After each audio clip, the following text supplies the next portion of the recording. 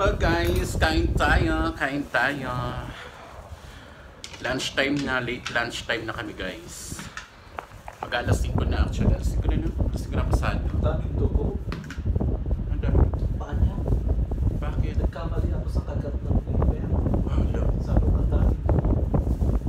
Kaya matagal ano. First time mo nasugatan siya na. Okay lang yun at least.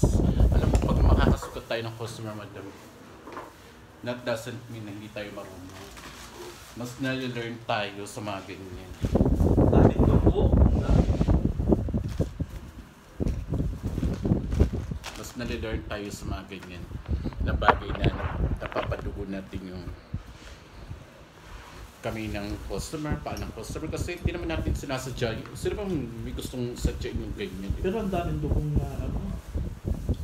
Nilagyan ko na ng tawas, ayaw pa rin huminto. Huminto naman. 2 tawas ang ginamit ko, binabad ko pang ganun sa paa niya, dilihin ko. Huminto naman. Huminto naman. Pero ang daming dugo. Ako lang yun. Alam mo yung pagkagat ng nipper kung ganyan, bumulwak yung dugo. Talaga. Kaya nagulat siya. May kalito masarap ba? Frozen kasi siya. Tara. Frozen ko siyang binili.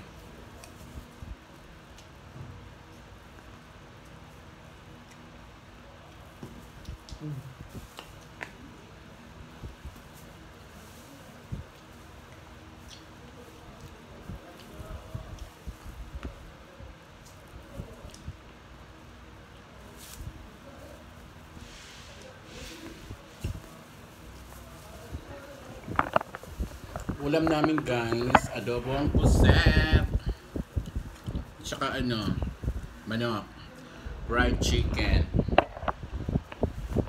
Sarap na kinain ni soup yan. Ano? Yung rice na mix, yung may mga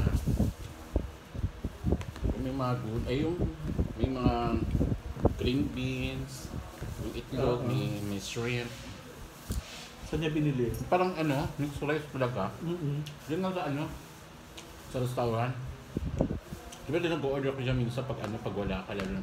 Kasi may pera lang. Ito lang ako sa kasi lagi ko yung order doon, tapos sa loob.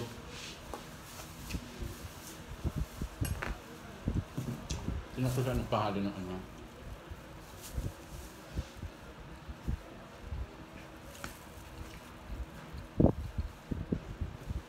Hindi ko napansin, tumutulo na pala sa kulit yung yung folder. Ayaw, makita. Pangit ko kasi.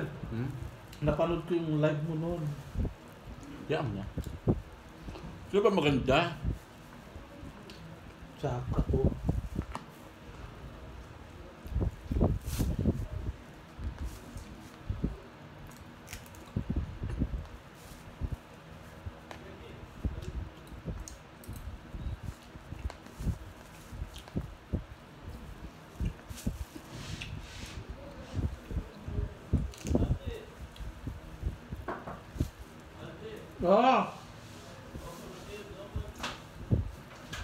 When you finish your pesto, everything. Okay?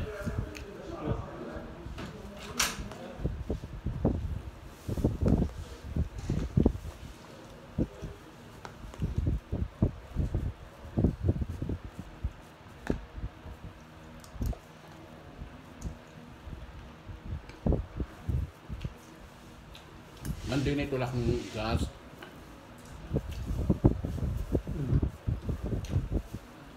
Tapos kahapon, nag-share na kami. Kanina ako naka-order.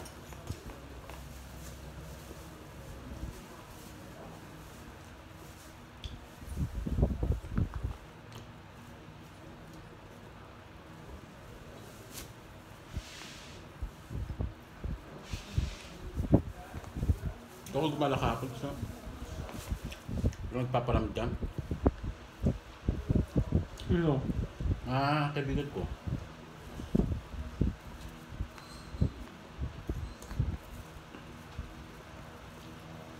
May nagparamdam sa isang group mo. Birthday daw ng isang kaibigan. 28, di naman nagparamdam. Tapos nagparamdam sila kagabi. 1:30 na ako eh.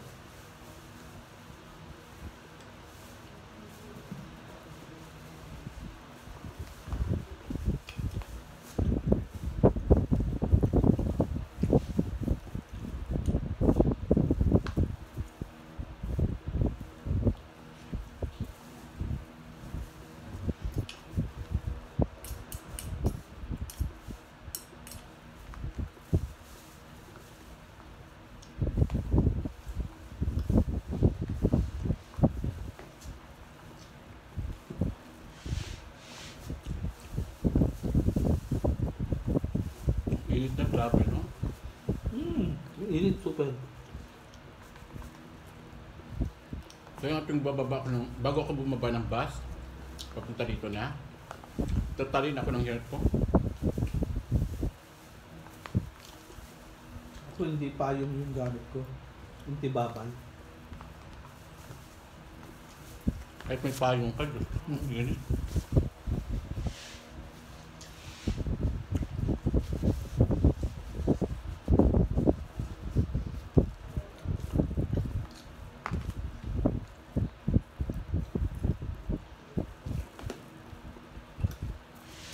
Paano na lang kaya pag nag-renovate dito? Ang tanong kailan? Kailan ba? 2 years na sinasabi. 2 years na siguro sinasabi. Naalala mo, di ba si mismo sa payat, nagsusukat-sukat pa dyan?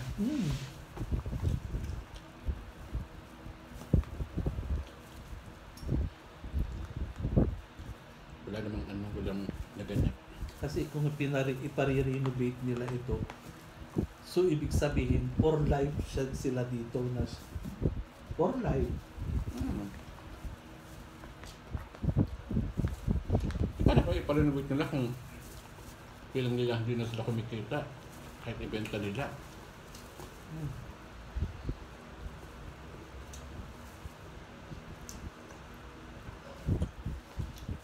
Pero kung paparenovate nila ito tapos magpapaligo ako, papadagdag ako ng sahod. Ba't di ka kasi nagpapaligo? Ba't noon di ka nagpaligo? Noon, hindi ka nagpaligo dito. Hindi. Wala ka pa dito nagpapaligo ako. Si Mustafa naman nagpapaligo. Ang ganda. Si Mustafa kasi madam, yung matanda, inaabutan mo si matanda rito. Naninira siya sa customer kasi ngayon lang ang trabaho niya. Yun ang trabaho niya. Ngayon, pag may customer ka, pinaliguan mo, tapos wala siya, aabangan niya doon, okay ba ganyan ka? Ganun siya. Pero nung kami ako, si Chris, si Jay, dahil kami dalawa ni Jay ang back-to-back ng paligo dito. Si Chris, meron siya, mga customer niya lang. Kaya sinabi ko, yung pesto ko, ito mo lang na. Itong lagay ng fridge, rep, pesto ko na yan. Diba? Ganun yung yung napunta mo yung dati. Ngayon, pesto ko. Kaya pag may kailangan ako, papasok ko rito, nagpapaligo ako, lalabas ako para mag-blow dry. Naka-skin pa yung customer dito. Ganun. Tapos nga may one time na naghahabol kami ng customer. Yung sabi ko tapos na, kaya gusto niya maligo ako, kasabay ako maligo.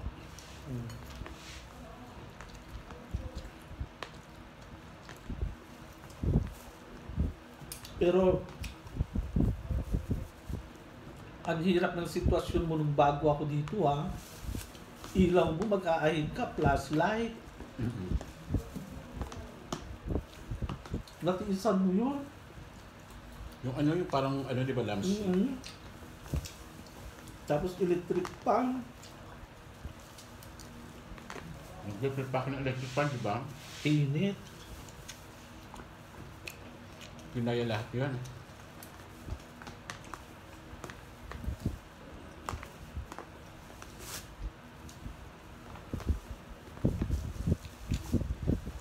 Wala kasi Hindi natin tanggapin yung customer tapos wala naman tayong gawa. Pero yung araw na yun, yung taon na yun, ang daming customer.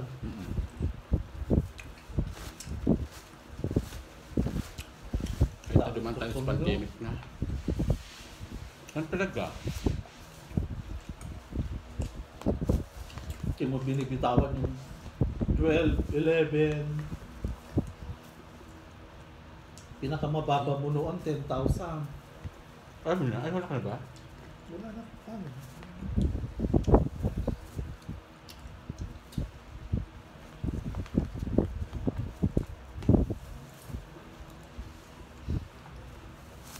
Dami mong ahit noon.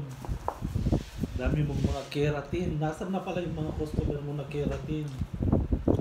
Dahil kasi lipat-lipat na, di ba?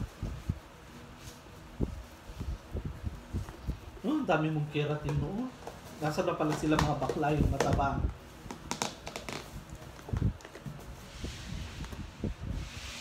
Tatanda mo yung mataba?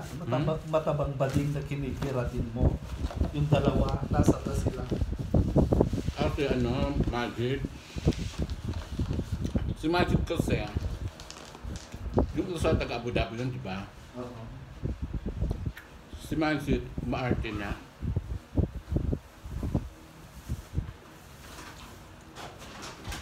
Nagagalgal ni nagagalgal ng friend niya. Oo.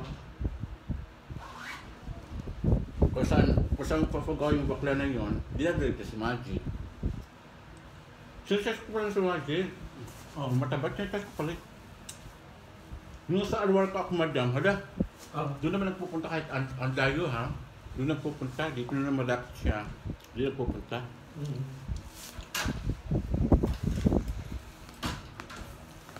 Ayan guys, ako na lang, iniwanan na ako ng kasama ko.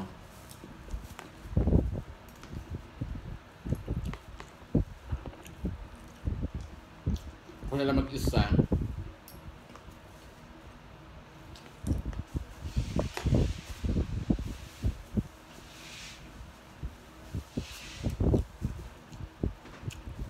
Guys, kakain na ako ng maayos guys. Bye bye, I love you all. Bye!